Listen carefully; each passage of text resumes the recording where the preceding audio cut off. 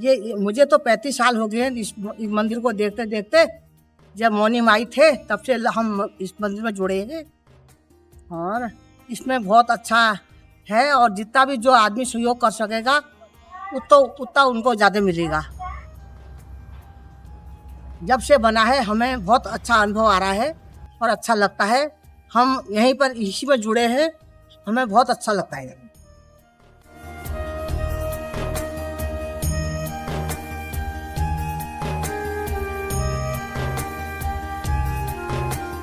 कहाँ से हैं सर आप?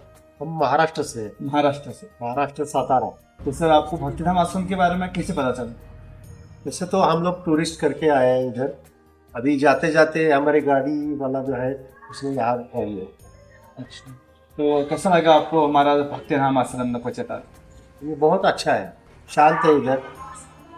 और ये अभी इधर गुफा से आ गए ना नीचे, तो फिर ये अभी मैं जो क्या है कथा वाचन शुरू है ना तो सुन रहा था, वो सुन के बहुत अच्छा लगा है। Thank you so much sir. क्योंकि बहुत सारे छोटे छोटे बच्चे अभी ऐसा करती है, वैसे ही मेरे को लग रहा था वो टीवी पे है, यूट्यूब पे है, ऐसे ही कर रही थी वो। बहुत ही अच्छा लगा। Thank you so much sir. Sir आपको हमारे आश्रम में भक्तिधाम में क्या आपको अच्छा लगा जो आपको दिल को छू गई?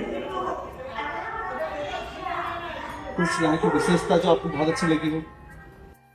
प्रसाद तो अच्छा था, बराबर है।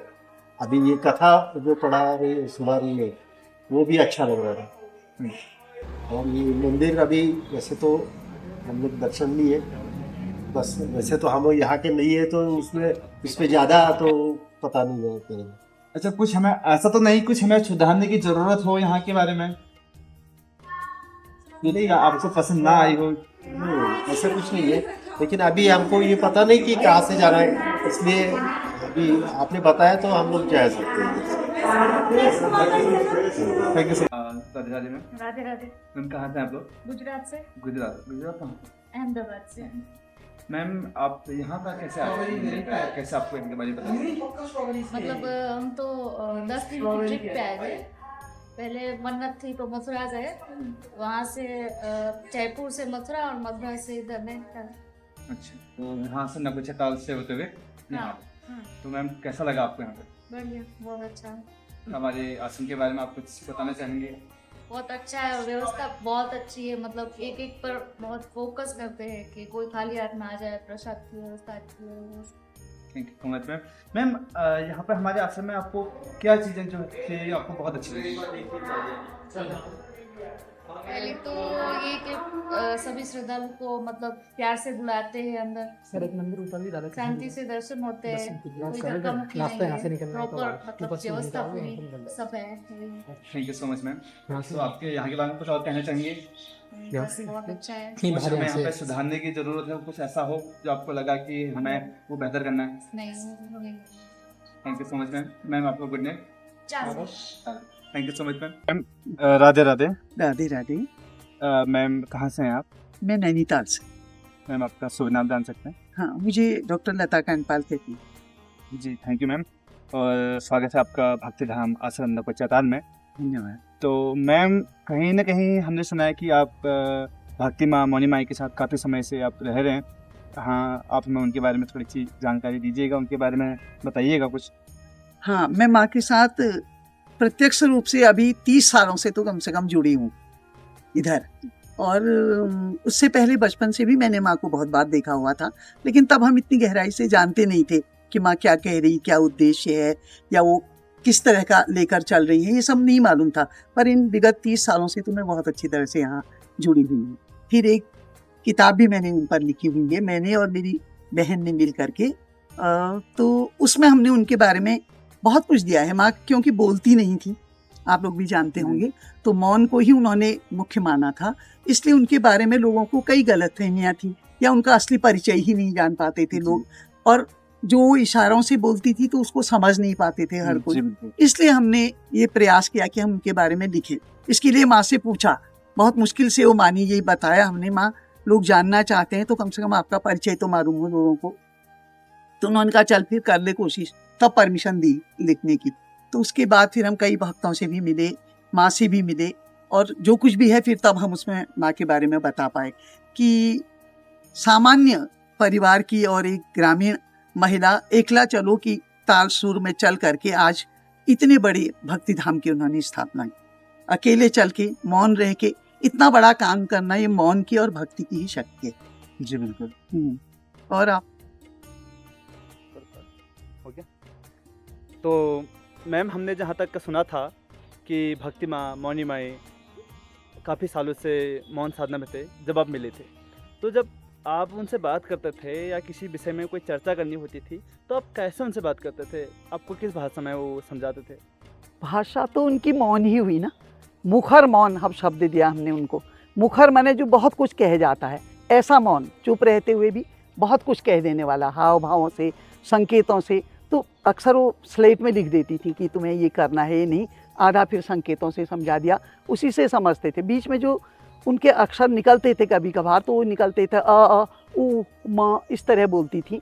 तो हमने उसका सारांश ये निकाला कि माँ शायद ओम का ही उच्चारण हर समय करती हैं, जो सर्वदेवमय है ओम।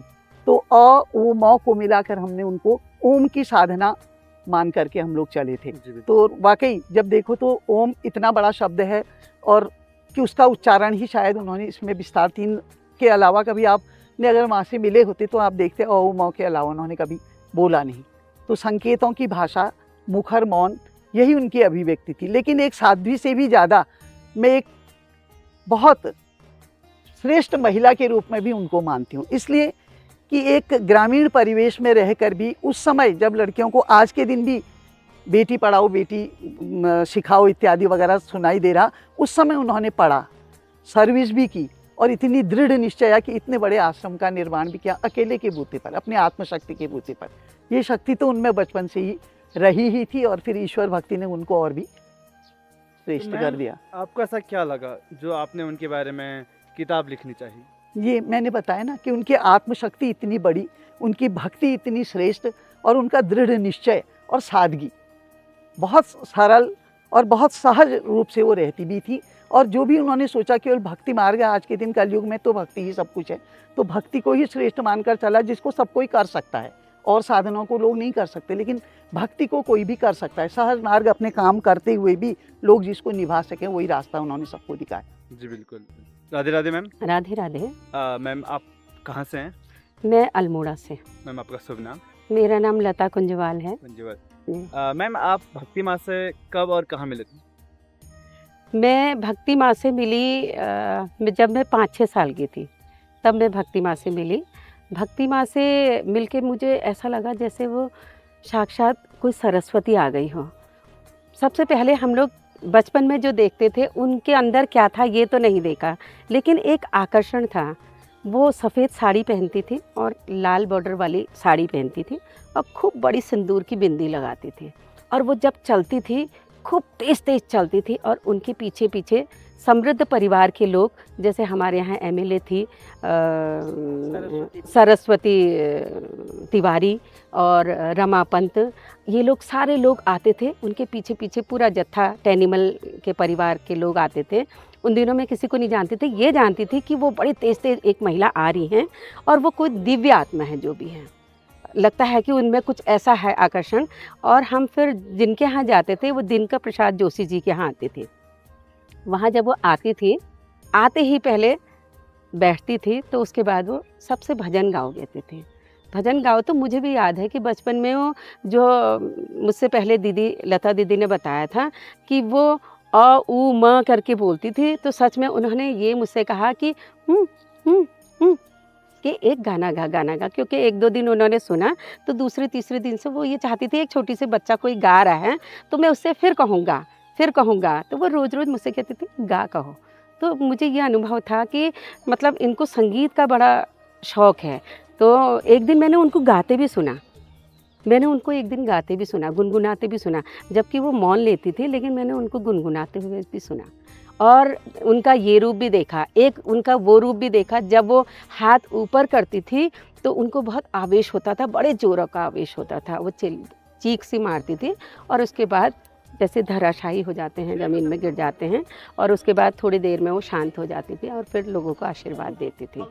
तो ये रूप मैंने उनका बहुत अच्छा देखा, और अक्सर ये देखा कि वो सब में ध्यान देती थी। जो पीछे बैठा होता था उससे भी कहती थी कि उसको यहाँ मेरे पास बुलाओ और उसको प्रसाद ले जाओ कहो।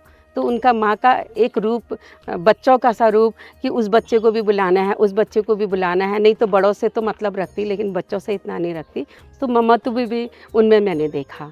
तो माँ का ये रूप मुझे बहुत सुंदर लगा। राधे राधे सर। राधे राधे। कहाँ से हैं सर आप? मैं अल्मोड़ा से। अल्मोड़ा। सर आपका गांव? मेरा गांव है वहाँ अल्मोड़ा ज़िले में सालम पट्टी में, ग्राम झालडुंगरा कहते हैं। झालडुंगरा में। सर आपका शुभ नाम जान सकते हैं? मेरा नाम हयात सिंह रावत है। अच्छा सर, आप भक्ति माँ से कब से जुड़े? मैं करीब 8-10 साल पहले से इस आश्रम से जुड़ा हूँ। वैसे ये मोनी माई जो है मूल रूप से अल्मोड़ा की ही जी रहने वाली हैं, पैदाइशी वहीं की हैं, और इनके माँ बाप का परिवार भी वहीं रहता था। तो अल्मोड़ा से ही इनका बचपन भी बीता है।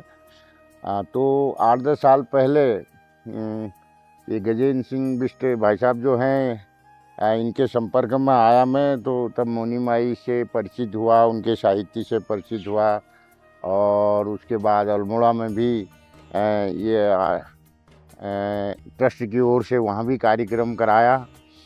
अच्छा, उसके बाद में हम लोग यहाँ की जो क्षेत्रीय भाषा है कुमाऊनी भाषा, उसके विकास के अभियान से भी जुड़े हुए हैं। तो हम लोग एक कुमाऊनी भाषा साहित्य एवं संस्कृति प्रचार समिति कसार देवी अल्मोड़ा नाम से एक संस्था है हम लोगों की, उसकी ओर से एक कुमाऊनी भाषा में मासिक पत्रिका निकलती है पहरू। तो उस पहरू के वो संस्था की ओर से हर साल 3 दिन का एक राष्ट्रीय स्तर का कुमाऊनी भाषा सम्मेलन भी होता है। तो एक साल यहाँ नकुचाताल आश्रम में, मोनी माई आश्रम में ही वो 3 दिन का राष्ट्रीय कुमाऊनी भाषा सम्मेलन भी हुआ यहाँ इस ट्रस्ट के ही सहयोग से। उसके बाद हमने मोनी माई पर पहरू पत्रिका का एक विशेषांक भी निकाला, जिसमें तमाम लेखकों ने कुमाऊनी भाषा में मोनी माई पर और उनके जीवन पर, उनके दर्शन पर, उनकी आध्यात्म पर अपने अपने नज़रिए से लेख लिखे। इस ढंग से तब से मैं लगभग हर साल आता रहता हूँ यहाँ और इस आश्रम से जुड़ा हुआ। सर आपको ऐसा क्या लगा, आपका कैसे मन बना कि हमें आश्रम से या भक्ति माँ से जुड़ना चाहिए? देखिए, ऐसा है कि मौन रहकर इतने लोगों को अपने साथ जोड़ देना और इतने लोगों को अपने से प्रभावित कर देना सबसे बड़ा चमत्कार मानता हूँ। बिना कुछ कहे जो विभूति इतने लोगों को अपने साथ जोड़ दे और इतने लोगों को प्रभावित कर दे, वो बहुत बड़ा चमत्कार है, और उसी से मैं भी प्रभावित हूँ। जी, बहुत बहुत धन्यवाद। आपको आश्रम के बारे में अगर आप कुछ कहना चाहते हैं हमारे दर्शकों से, हमारे भक्तजनों से, अगर अपना संदेश कुछ भेजना चाहते हैं तो आप बता सकते हैं। हाँ, मैं ये कहना चाहता हूँ कि ये अच्छा आश्रम है, और आध्यात्म की दृष्टि से और ध्यान की दृष्टि से यहाँ बड़ा अच्छी व्यवस्था है इन चीज़ों के लिए। और जो लोग आध्यात्मिक दृष्टि से, ध्यान की दृष्टि से यहाँ आना चाहते हैं, उनके लिए अच्छी व्यवस्थाएं भी हैं, यहाँ रहने की भी व्यवस्थाएं हैं, और उनके भोजन आदि की भी व्यवस्थाएं हैं। हमेशा यहाँ भंडारा चलते रहता है, तो लोगों को उसका लाभ उठाना चाहिए। और क्योंकि ऐसा है, जब हम संस्कृति की बात करते हैं तो संस्कृति में अध्यात्म भी हमारी संस्कृति से जुड़ा हुआ एक विषय है। तो उसको समझने के लिए, उसका अध्ययन करने के लिए इससे अच्छी जगह नहीं हो सकती है, और इसका लाभ लोगों ने उठाना चाहिए। जी, बहुत बहुत धन्यवाद आपका कीमती समय देने के लिए। और स्वागत है आपका हमारे भक्तनाम आश्रम नकोचाताल में। आप कहाँ से हैं सर? मैं अल्मोड़ा से हूँ। अच्छा, अल्मोड़ा डिस्ट्रिक्ट से आप हैं। तो आपका शुभ नाम? मैं जमन Singh Bisht, advocate, Almora district court. Okay, बहुत बढ़िया। सर आप भक्तिधाम आश्रम से कब से जुड़े, कब से आप माँ जी को जानते हैं? विगत 8-10 सालों से जुड़ा। माँ जी के तो दर्शन नहीं करे हमने, लेकिन माँ जी का जो फोटो प्रतिमा है वो मेरे घर पे रहती है और डेली मैं उनको सुबह उठते समय और सोते समय दोनों वक्त प्रणाम करता हूँ। सर आपको ऐसा क्या लगा भक्तिधाम में जो आपको लगा कि मुझे इस आश्रम से भक्ति माँ मौनी माई से जुड़ना चाहिए? सबसे पहले तो मैं एक आध्यात्मिक प्रकृति का आदमी हूँ। मैं बहुत जगह जाता हूँ आध्यात्मिक स्थलों में। जो मुझे आत्मिक शांति इस धाम में आके मिलती है वो कहीं नहीं मिलती है। जी। इसलिए मैं अपने स्पिरिचुअल जो आध्यात्मिक जो मेरा मन का सेटिस्फैक्शन है वो यहाँ आके मुझे कहीं ना कहीं बहुत ज़्यादा शांति मिलती है। अच्छा लगता है, बार बार आने को मन करता है यहीं आने को, ये अच्छा लगता है मुझे। जी, बहुत बहुत धन्यवाद। आप मुझे ये बताइए, आपने जैसे लोग कहते हैं कि भक्ति माँ मौनी माई एक दिव्य शक्ति थी जी। उनके अंदर, ऐसा कुछ था और ऐसा एक तेज था जो सबको मंत्रमुग्ध कर देता था, अपनी तरफ आकर्षित कर देता था। इस बारे में आपका क्या कहना है? अब उनको तो उनके जीते जी तो किसको अट्रैक्ट किया, किसने स्पिरिचुअल रेज जो होती है, लेकिन हम तो अब महसूस करते हैं माँ हमारे लिए जिंदा है।